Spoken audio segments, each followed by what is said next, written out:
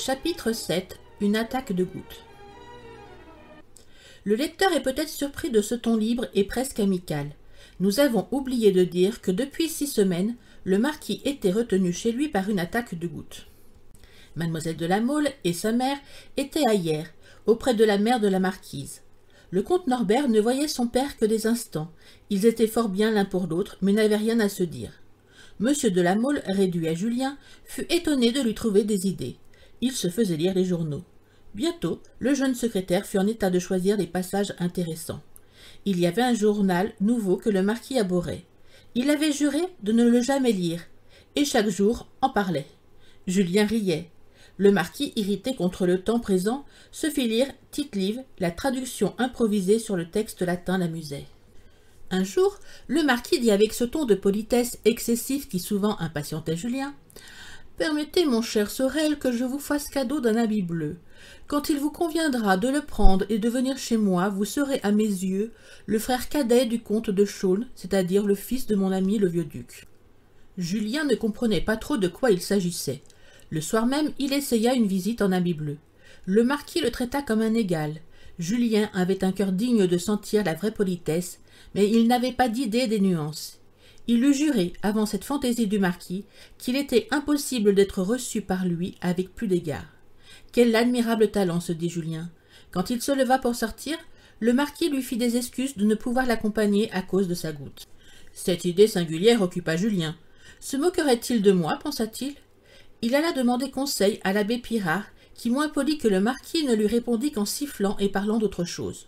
Le lendemain matin, Julien se présenta au marquis en habit noir avec son portefeuille et ses lettres à signer. Il en fut reçu à l'ancienne manière. Le soir, en habit bleu, ce fut un ton tout différent et absolument aussi poli que la veille. « Puisque vous ne vous ennuyez pas trop dans les visites que vous avez la bonté de faire à un pauvre vieillard malade, lui dit le marquis, il faudrait lui parler de tous les petits incidents de votre vie, mais franchement et sans songer à autre chose qu'à raconter clairement et d'une façon amusante. Car il faut s'amuser, continua le marquis. Il n'y a que cela de réel dans la vie. Un homme ne peut pas me sauver la vie à la guerre tous les jours, ou me faire tous les jours cadeau d'1 million. Mais si j'avais Rivarol, ici, auprès de ma chaise longue, tous les jours, il m'ôterait 1 heure de souffrance et d'ennui. Je l'ai beaucoup connu à Hambourg, pendant l'émigration. » Et le marquis conta à Julien les anecdotes de Rivarol avec les Hambourgeois qui s'associaient 4 pour comprendre un beau mot. Monsieur de la Mole, réduit à la société de ce petit abbé, voulut les moustiller. Il piqua d'honneur l'orgueil de Julien. Puisqu'on lui demandait la vérité, Julien résolut de tout dire, mais en taisant 2 choses. Son admiration fanatique pour un nom qui donnait de l'humeur au marquis, et la parfaite incrédulité qui n'allait pas trop bien à un futur curé. Sa petite affaire avec le chevalier de Beauvoisis arriva fort à propos. Le marquis rit aux larmes de la scène dans le café de la rue Saint-Honoré, avec le cocher qui l'accablait d'injures sales. Ce fut l'époque d'une franchise parfaite dans les relations entre le maître et le protégé. Monsieur de la Mole s'intéressa à ce caractère singulier. Dans les commencements, il caressait les ridicules de Julien afin d'en jouir. Bientôt, il trouva plus d'intérêt à corriger tout doucement les fausses manières de voir de ce jeune homme. Les autres provinciaux qui arrivent à Paris admirent tout, pensait le marquis. Celui-ci est tout. Ils ont trop d'affectation, lui n'en a pas assez, et les sots le prennent pour un sot. L'attaque de gouttes fut prolongée par les grands froids de l'hiver et dura plusieurs mois. On s'attache bien à un bel épagnol, se disait le marquis. Pourquoi ai-je tant de honte de m'attacher à ce petit abbé? Il est original. Je le traite comme un fils. Eh bien, où est l'inconvénient? Cette fantaisie, si elle dure, me coûtera 1 diamant de 500 louis dans mon testament. Une fois que le marquis eut compris le caractère ferme de son protégé, chaque jour il le chargeait de quelque nouvelle affaire. Julien remarqua avec effroi qu'il arrivait à ce grand seigneur de lui donner des décisions contradictoires sur le même objet. Ceci pouvait le compromettre gravement. Julien ne travailla plus avec lui sans apporter un registre sur lequel il écrivait les décisions, et le marquis les paraphait. Julien avait pris un commis qui transcrivait les décisions relatives à chaque affaire sur un registre particulier. Ce registre recevait aussi la copie de toutes les lettres. Cette idée sembla d'abord le comble du ridicule et de l'ennui. Mais en moins de 2 mois, le marquis en sentit les avantages. Julien lui proposa de prendre un commis sortant de chez un banquier et qui tiendrait en partie double le compte de toutes les recettes et de toutes les dépenses des terres que Julien était chargé d'administrer. Ces mesures éclaircirent tellement aux yeux du marquis ses propres affaires qu'il put se donner le plaisir d'entreprendre 2 ou 3 nouvelles spéculations sans le secours de son prête-nom qui le volait. « Prenez 3000 francs pour vous, dit-il un jour à son jeune ministre. « Monsieur, ma conduite peut être calomniée. »« Que vous faut-il donc ?» reprit le marquis avec humeur. « Que vous veuillez bien prendre un arrêté et l'écrire de votre main sur le registre. Cet arrêté me donnera une somme de 3000 francs. Au reste, c'est monsieur l'abbé Pirard qui a eu l'idée de toute cette comptabilité. » Le marquis, avec la mine ennuyée du marquis de Montcade, écoutant les comptes de monsieur Poisson, son intendant, écrivit la décision. Le soir, lorsque Julien paraissait en habit bleu, il n'était jamais question d'affaires. Les bontés du marquis étaient si flatteuses pour l'amour-propre toujours souffrant de notre héros, que bientôt, malgré lui, il éprouva une sorte d'attachement pour ce vieillard aimable. Ce n'est pas que Julien fût sensible, comme on l'entend à Paris, mais ce n'était pas un monstre et personne depuis la mort du vieux chirurgien-major ne lui avait parlé avec tant de bonté. Il remarquait avec étonnement que le marquis avait pour son amour-propre des ménagements de politesse qu'il n'avait jamais trouvés chez le vieux chirurgien. Il comprit enfin que le chirurgien était plus fier de sa croix que le marquis de son cordon bleu. Le père du marquis était un grand seigneur. Un jour, à la fin d'une audience du matin, en habit noir et pour les affaires, Julien amusa le marquis, qui le retint 2 heures et voulut absolument lui donner quelques billets de banque que son prête-nom venait de lui apporter de la bourse. « J'espère, monsieur le marquis, ne pas m'écarter du profond respect que je vous dois en vous suppliant de me permettre un mot. Parlez, mon ami. » « Que monsieur le marquis daigne souffrir que je refuse ce don. Ce n'est pas à l'homme en habit noir qu'il est adressé, et il gâterait tout à fait les façons que l'on a la bonté de tolérer chez l'homme en habit bleu. » Il salua avec beaucoup de respect et sortit sans regarder. Ce trait amusa le marquis. Il le conta le soir à l'abbé Pirard. « Il faut que je vous avoue enfin une chose, mon cher abbé. Je connais la naissance de Julien, et je vous autorise à ne pas me garder le secret sur cette confidence. » Son procédé de ce matin est noble, pensa le marquis, et moi, je l'anoblis. Quelque temps après, le marquis put enfin sortir. « Allez passer 2 mois à Londres, dit-il à Julien. Les courriers extraordinaires et autres vous porteront les lettres reçues par moi avec mes notes. Vous ferez les réponses et me les renverrez en mettant chaque lettre dans sa réponse. J'ai calculé que le retard ne sera que de 5 jours. » En courant la poste sur la route de Calais, Julien s'étonnait de la futilité des prétendues affaires pour lesquelles on l'envoyait. Nous ne dirons point avec quel sentiment de haine et presque d'horreur il toucha le sol anglais. On connaît sa folle passion pour Bonaparte.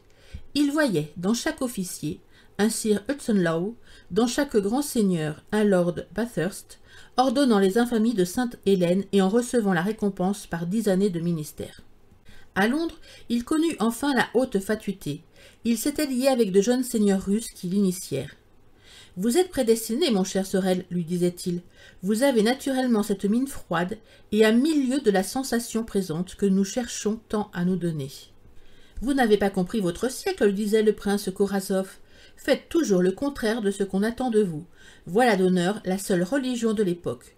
Ne soyez ni fou ni affecté, car alors on attendrait de vous des folies et des affectations, et le précepte ne serait plus accompli. » Julien se couvrit de gloire un jour dans le salon du duc de Fitz-Folk, qu'il avait engagé à dîner ainsi que le prince Korassov.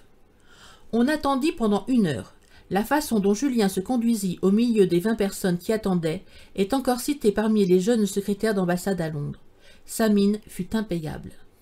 Il voulut voir, malgré les dandys ses amis, le célèbre Philippe Vann, le seul philosophe que l'Angleterre ait eu depuis Locke. Il le trouva achevant sa 7e année de prison.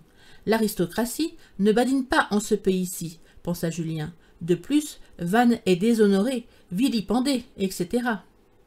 Julien le trouva gaillard. La rage de l'aristocratie le désennuyait. Voilà, se dit Julien en sortant de prison, le seul homme gai que j'ai vu en Angleterre.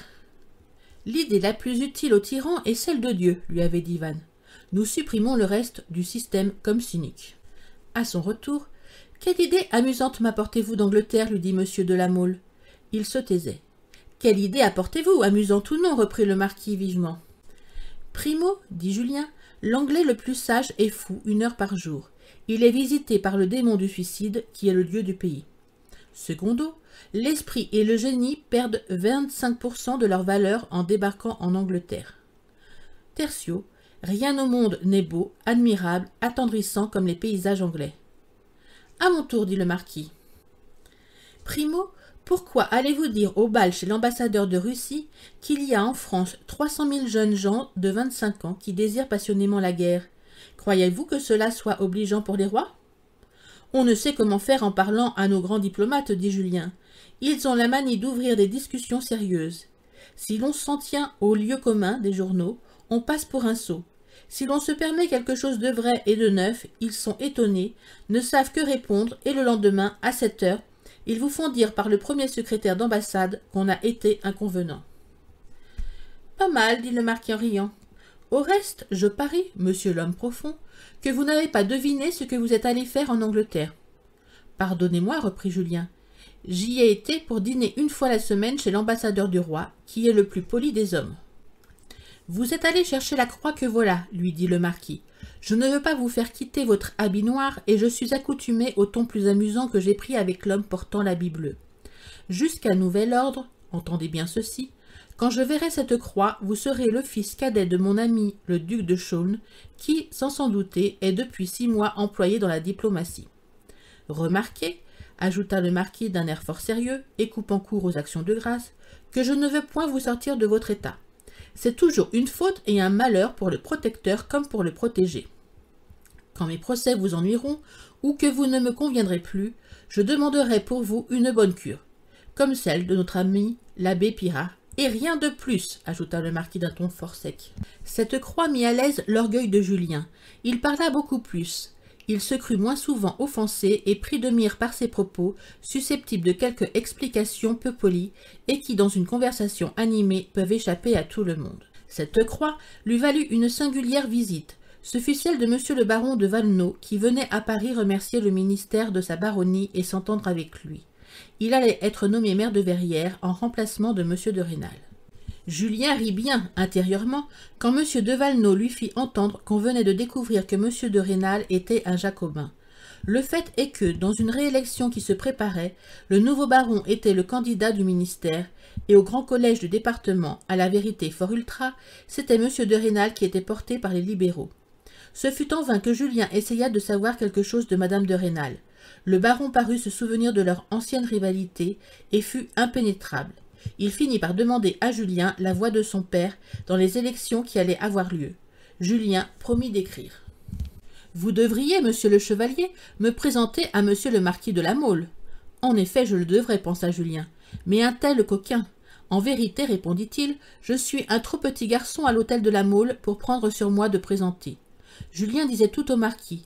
Le soir, il lui conta la prétention du Valenod, ainsi que ses faits et gestes depuis 1814. « Non seulement, reprit M. de La Mole, d'un air fort sérieux, vous me présenterez demain le nouveau baron, mais je l'invite à dîner pour après-demain.